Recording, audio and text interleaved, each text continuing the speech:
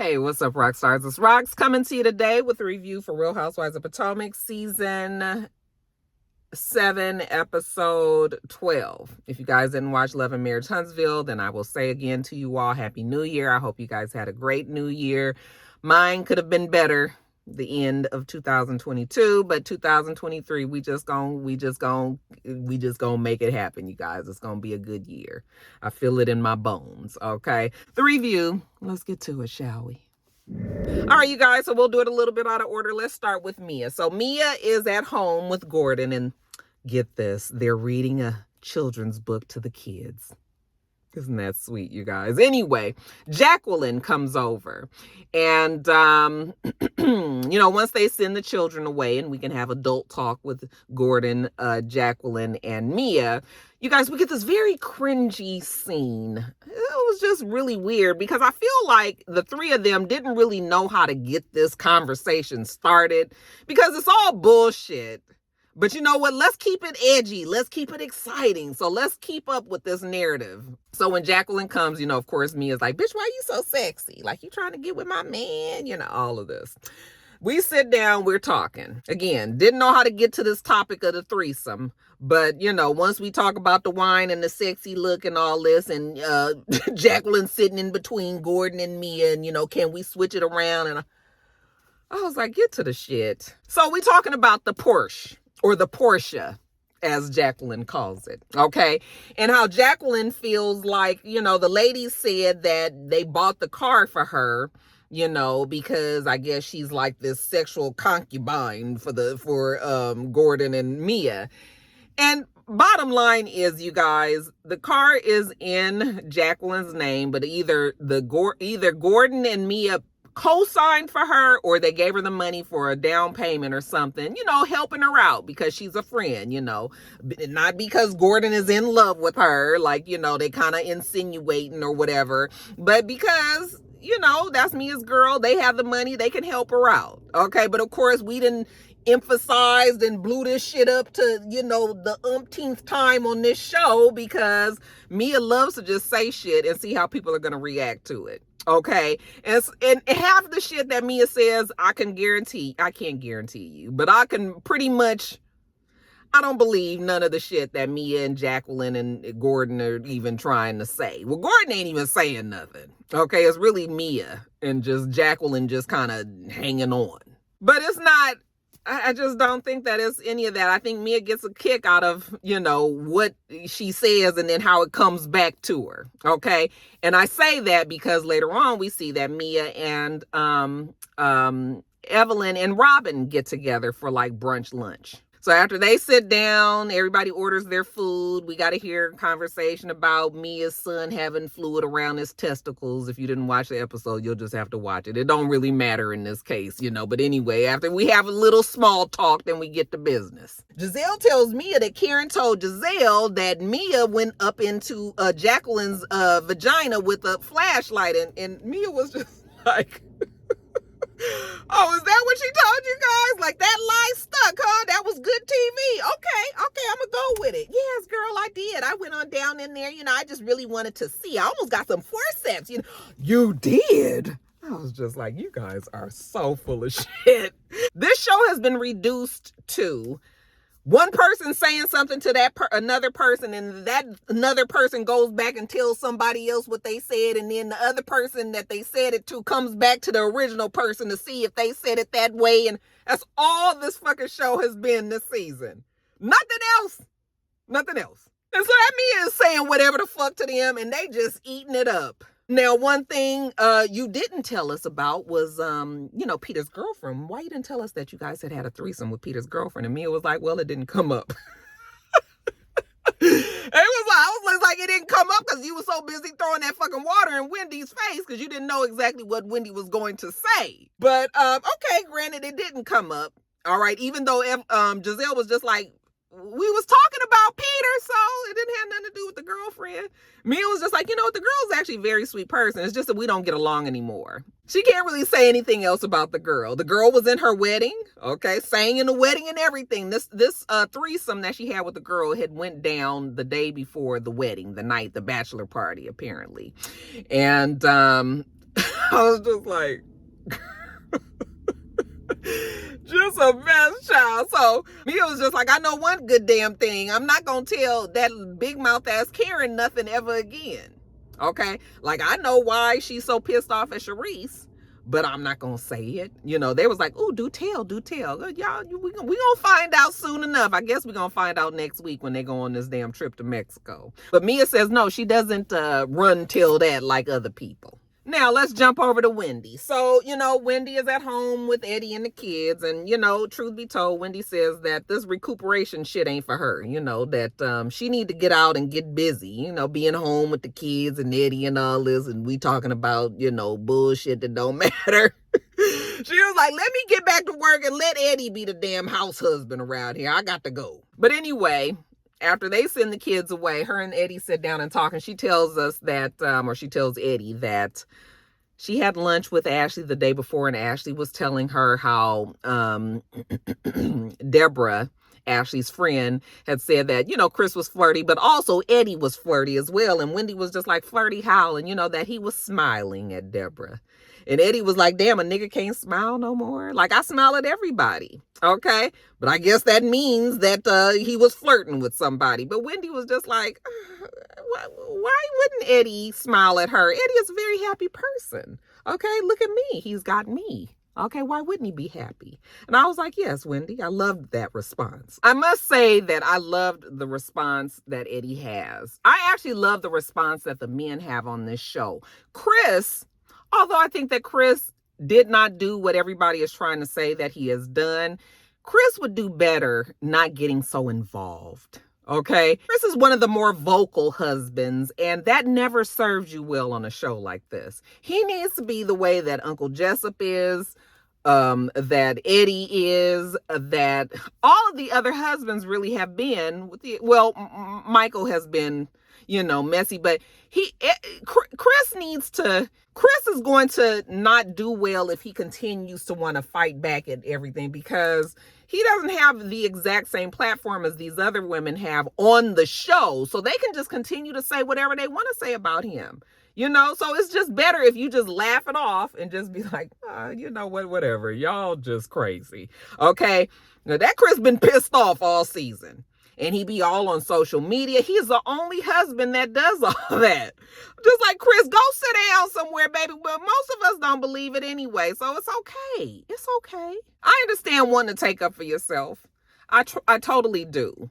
But I think that Chris is getting sucked in. And like I said, he apologized. From what I understand, that he actually did apologize and all that. So it's just like, if you was going to apologize, why you went through all these changes all throughout the season, you know? So anyway, Wendy and Eddie ain't paying Deborah no damn attention.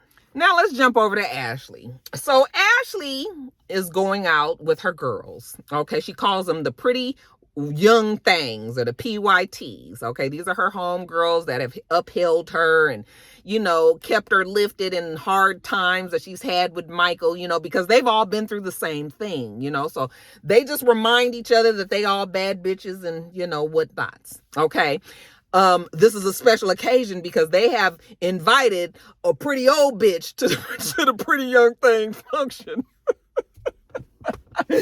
And the POB would be Giselle. Now, before we even get started on this, I just gotta say, now you guys know I do not like to talk about women's looks, really. Because, you know, people can think that it's just whatever a person thinks about you is what they think. Some people might think I'm ugly. Some people might think I'm pretty, you know. So it's just like, that's a situation that I don't normally speak on. But y'all just need to, just Deborah. Like one of the Roxstars said, Deborah looked like God was getting all of the elements for a bad bitch together, and he was putting her all together, and then he stopped somewhere. You know how it is sometimes when you get two parents and they both really good looking, and then they have an old weird looking ass kid. That's when you look at Deborah. I was just like, okay, so I can pick out, there's some parts, you know, if you individually break her face down, she got pretty parts in her face. But when you put that shit all together, the shit is fucked up. She's not ugly, but she's just weird looking, like all of these weird parts, child. So like I said, bad bitch on abandon. We ain't quite got to finish the project. God was overwhelmed with all the pretty, and it was just like, that's it, nigga. That's it. Woo! Anyway, I can't take credit for that. Like I said, one of the Roxstars did say it in my comments. They were actually talking about Robin, but it fits so well for Deborah. But anyway, the pretty old bitch get there, and you know what? Giselle is there strictly to get the tea. Yeah, she ain't trying to hang out with this group of girls. She ain't got no interest in anything other than the shit that they gonna say, so she can go back and report it, right? So, okay, girl, come on, pretty old bitch, let's get our drinks, so they get their shots. Everybody downs they shot, honey. Giselle take a little sips, because bitch is at work, okay? She can't be fucked up with y'all. She need to make sure she get the story. So, child, that Deborah, see, the thing about it is, a lot of times when pretty girls all hang around each other, everybody think that they real pretty. It's always still the prettiest girl in the group and then the ugly of the pretty girls, when you compare all of so I feel like Deborah feels like she is like she is the one that's, I don't even want to sound like this, you guys, but it's just sort of like, how some people that because they've been told that they were pretty or that they hang around the pretty girls and everything, that they think that everybody want them. And everybody don't want you like that. I mean, that real pretty girls sometimes have that same way of thinking, but then we got the other ones that hang around the pretty girls, so that now they think that they getting that kind of action too. Ooh, that Deborah. So child, that Deborah get up there. She get to telling them about, she was at the spring fling and she went to the bar and shout out to the Real Housewives of Potomac producers who edited that shit and showed us exactly how Chris was paying her dust. Wasn't paying that girl no fucking attention. And so she said, oh yeah, she went to the bar and Chris was looking at her, and just, she could feel him. She said, how you don't look to the side, but you can feel somebody staring at you? This nigga is looking at his phone. Okay. And then, I turn around and he says, oh, my name is Chris. And she says, oh, my husband's name is Chris. And he says, oh, all of us Christophers, we act alike or whatever. And supposedly he was flirting and all of this. And I'm telling you, that Chris was, he was talking to her because that's what you do when somebody, if you're not trying to be rude, when somebody is trying to talk to you, you talk back to them. That don't mean that I want to fuck you. That don't mean that I want to be with you. I like you. I might not even think you cute. But I'm being respectable because why else do I have a reason to be rude to you? And then she says, and then Happy Eddie comes over. Oh, girl, who's Happy Eddie? Wendy's husband. Girl, you called him Happy Eddie. Yeah, Eddie come over there smiling and acting like he want to flirt too, honey. I was like, let the streets tell it. Eddie don't want none of these women. Let me stop. Oh, shit. Ashley co-signs that even though she wasn't there at the bar with the girls, that her girls are not liars. So she believes them. And Giselle knows good and damn well that this girl is probably full of shit. But you know what? She drinking it all up. She drinking it all up. Because she was even asking her, so you say that he came up to you? And, so Giselle already knows. But she was just like, honey, this is a show. And I got a job to do. Like I said, so I'm going, okay, if you tell me that's what he did, then I'm fixing to just run with that. I cannot wait till the backpedaling happens on the reunion with Ashley and Candace on this one. We know it's coming. So Ashley feels like she's gonna have to tell Wendy even about this, which is the conversation I told you that her and Wendy already had. But she feels like ignorance is not bliss. People need to know what's going on in their marriage because Michael did it to her. So now she's hell bent on telling everybody what they man supposedly have done to them too. A surefire way of getting your ass beat. Okay, in the real world, but this is reality. So this is a reality show. So Ashley was like, should I tell Wendy about Eddie too? And she was like, no, he was more subdued. I was like, girl, that child wasn't thinking about you. I cannot wait for Candace. This is the easiest read that Candace is ever going to have. Let's jump over to Karen. Okay. Karen is down at the Improv with Uncle Jessup and her team because they're going to walk through the Improv, the actual venue, and see how everything is going to go. Karen. I'm so proud that I am about to have Karen Hooger presents A Night with the Grande Dame and Friends. I'm proud because I'm the first non-comedian at the Improv. We'll have more conversation about that later. But for right now, we think that Karen is about to have this one-woman show at the Improv, and that the DC Improv in particular is going out of their way to show Karen hospitality. You know, they're going to let her be up there and do whatever the fuck we don't even know yet. One thing Karen said that she's learned from Robin and Giselle is that you have to crawl before you walk. So she ain't trying to do no whole bunch of extra shit. She gonna do what she knows best. They're gonna have a good time at the Improv, and it's gonna be all good. So the man shows them the stage and the room and everything, and it's set up just like if you've seen the Improv with the stage and the brick in the background and the tables and chairs out there, you know. So she's excited. So the man says, okay, I'm gonna leave y'all to it. This is where it's gonna be. Y'all discuss. So Karen sits down with Uncle Jessup and Matt. Okay, the producers ask her, was this her idea or Matt's idea? And she's just like, well, you know, it was mine. But Matt does produce it for me. Thank you, Matt. So apparently they're going to have her and a drag queen on the show because this is Pride Month, and that's coming up. And so, you know, she wants to kick it off with the drag queen and her. She says that they're going to talk about a lot of things. They're going to talk about love. And, you know, Uncle Jessup is confused. Oh, I just want to know, you know, is this a grinder? Is this about grinder? I was like, how did grinder come about in this conversation? You know, but anyway, it might be if we got to pull up a little grinder situation, and we might do that too. But she got the party. Uncle Jessup, don't worry about it. It's going to be all good. So on the day of Karen's live show, you know, she was just like, you know, this is my way of thanking everybody for my brand, for the support of my brand. And, you know, no shade to the queen. You know, I do bow down to the queen, but I do have my own hive. It's called La Dames. So just like you guys are my hive, you know, the Roxstars. I don't like to call it hive because I don't want to be like, y'all be worked up into a frenzy. You know, you hang with your girl, okay? Y'all got a bitch back, all right? That's what it is. So Karen feels the same way about her hive. And so this night is special to her. So the girls start showing up. Of course, Giselle's the first one there. Cracked up when somebody thought that she was Karen. She was like, I am Giselle. I'm not Karen. Giselle says that, listen, people can say all they want that she don't support Karen, but the fact that she's there and she still don't know what the hell this is, I mean, she's definitely supporting. I said, girl, you was there because you wanted to see the fireworks. You want to see the fireworks. Damn Karen show. I mean, I guess you could actually sit there and cut, you know, side-eye Karen and her shit too, but you was there for the fireworks. But anyway, the rest of the group starts to show up. Ashley with her PYTs. And of course, the POB was like, oh, Ashley done brought the PYTs here. And you know what? She not mad about it. Okay, because she wants to see the shit. And if she can't get to Candace, then Deborah might be the next best thing. And speaking of Candace is at home. She's dressed. She's eating because, you know, don't nobody want to be at this function. We don't know if it's going to be food. Okay, so she's eating her food, and apparently her mom is going to come with her. So I was cracking up when her mom came down. I was like, okay, now what shoes are you wearing? She was like, the ones I have on. And the mom was like, oh, I thought those was house shoes. I was like, girl, you didn't want to wear heels with that? I don't know why people wear flats with dressy dresses. I have a feeling about that. Unless you can't wear flats, like it's just sort of like you should have on heels when you're dressy.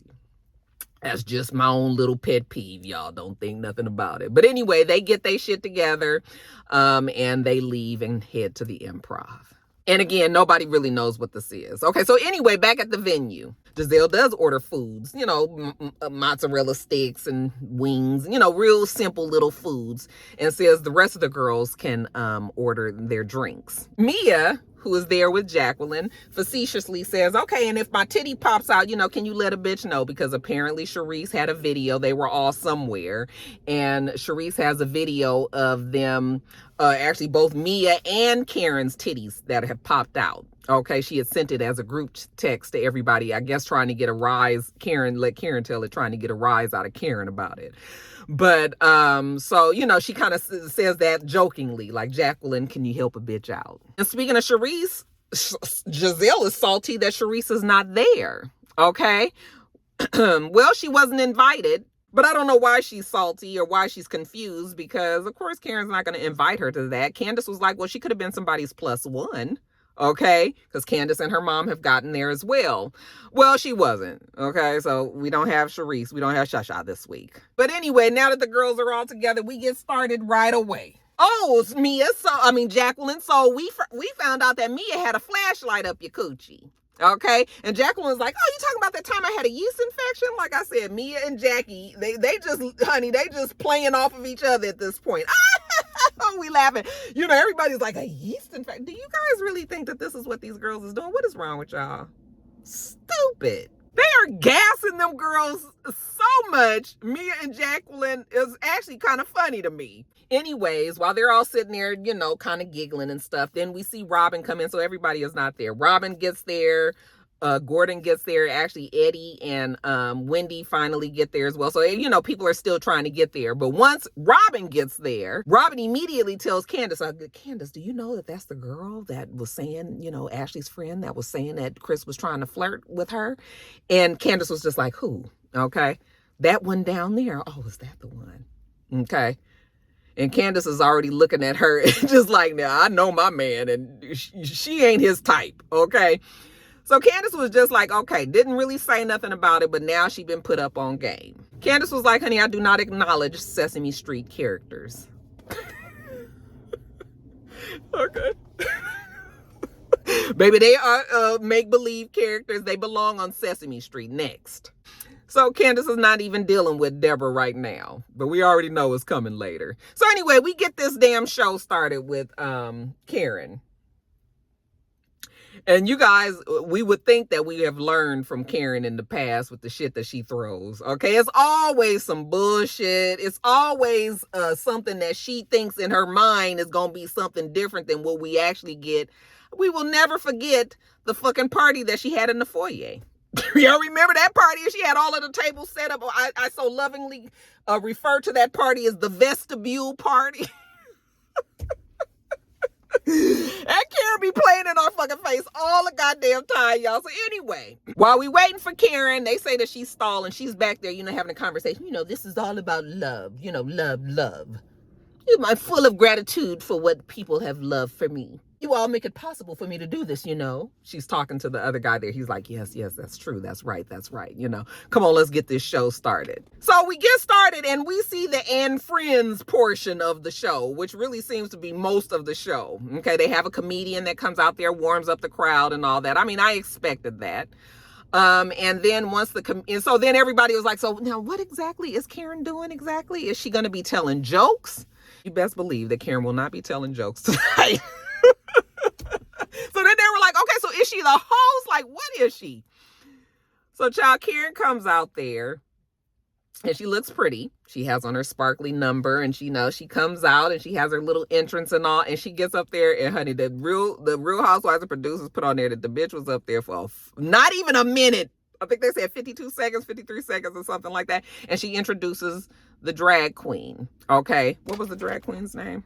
Jasmine to the stage. Okay. And apparently there's no budget for Jasmine for us to really hear what Jasmine is singing. But you guys, from what we see, okay, with the damn Laurel and Hardy music over it, we see that not Jacqueline, child, what the lady name is, Jasmine is giving us a damn show, honey. Jasmine kind of reminds me of Cephas and Reese from Cephas and Reese. We tight. Honey, she is working and doing all of this. I said, girl, you better work it out. But they ain't paid her for it, so we ain't get to hear it. After Jasmine does her thing up there, and then Karen comes back out. She's had an outfit change. They was like, okay, girl, outfit, costume change, everything. Okay, she gets up there, and this time she speaks for about 4 minutes and some seconds, and then she introduces some other ladies that are going to come out. Now, I don't know who these ladies are. You guys have to look. You guys don't know this, but I watch this a lot of times on my phone because usually I don't watch it the night that it comes on. I usually watch it like early Monday morning on my phone, and so a lot of times I don't see the little small writing and shit. So that's on me, y'all, because y'all be like, Roxanne, how you miss this, that, and the other?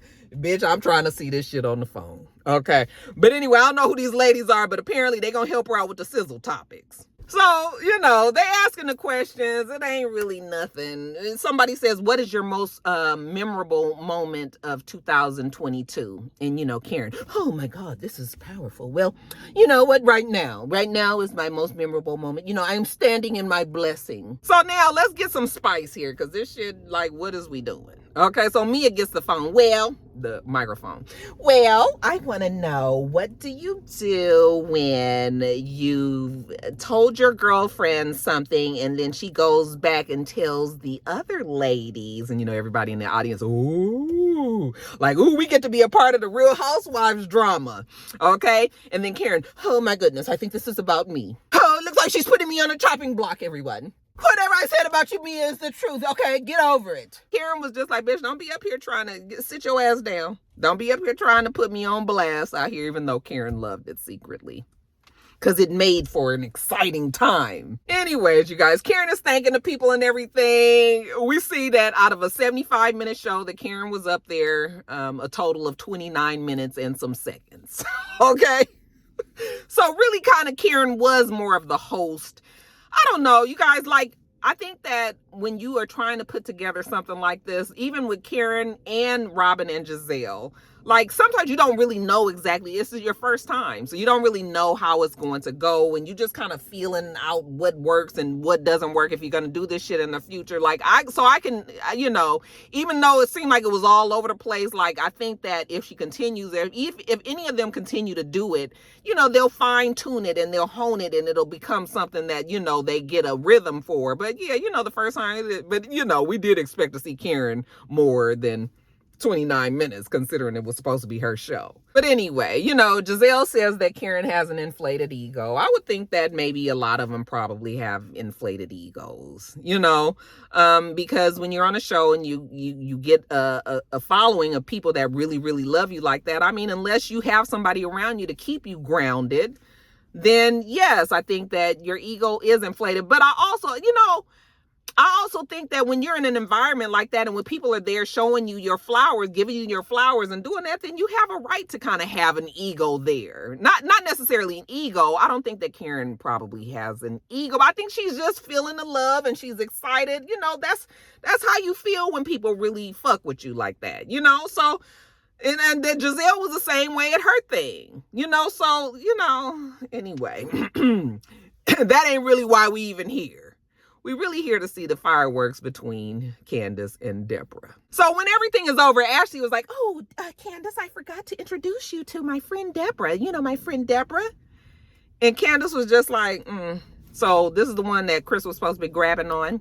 Well, I did not say that he was grabbing on me. Okay, well, this is the one that he was supposed to be flirting with?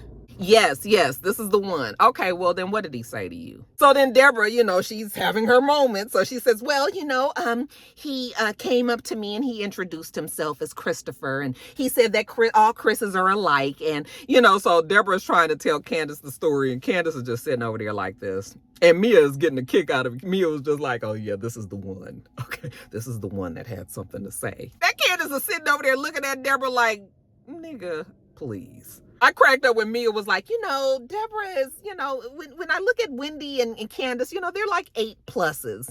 Okay. And then Deborah is like a 4. Like, she's cute, but she's not. Okay. That's that conundrum that I just told y'all about. Child, I thought that the show was over, but my notes remind me that no, the show was not over, and that Jasmine, the drag queen, comes out, after Karen does her thank yous and closes out the show again. We don't get to hear Miss Reese out there doing her thing. We tight. Shout out to Living Color. Y'all know if y'all used to watch it, boy, them was some good times back then. And then, like I said, we could tell that time was had with Jasmine up there because she is working that stage out. And then the show ends. But next week, they do the previews and when they go to Mexico and all of the drama that's going to happen. But I'm telling you, when I just watch the show, I just be like, boy, y'all be putting on a performance for us. A performance. I appreciate it, you guys. But yeah, that damn Deborah and Candace, honey, I just got a good giggle. I got a good giggle out of that mess. All right, you guys, I'm gonna get off of here, get this edited and up to you. I usually say get back to work, but I'm on vacation still, so we'll get this up for you guys as soon as I can. Okay, make sure that you thumbs up this video, comment and subscribe to the channel if you haven't already. It's Rox. The channel is It's Rox. Everything else will be in the bottom bar. All right. So I hope that you have a wonderful rest of your day, and I plan on doing the same. Till next time, Roxstars. Bye. Look at that Blue at the door. He is just waiting for somebody to come. It's a legal holiday today, Blue. I don't know if we're gonna get any deliveries today, but look at that face. Bruh man is ready. Whatever y'all bringing, he ready.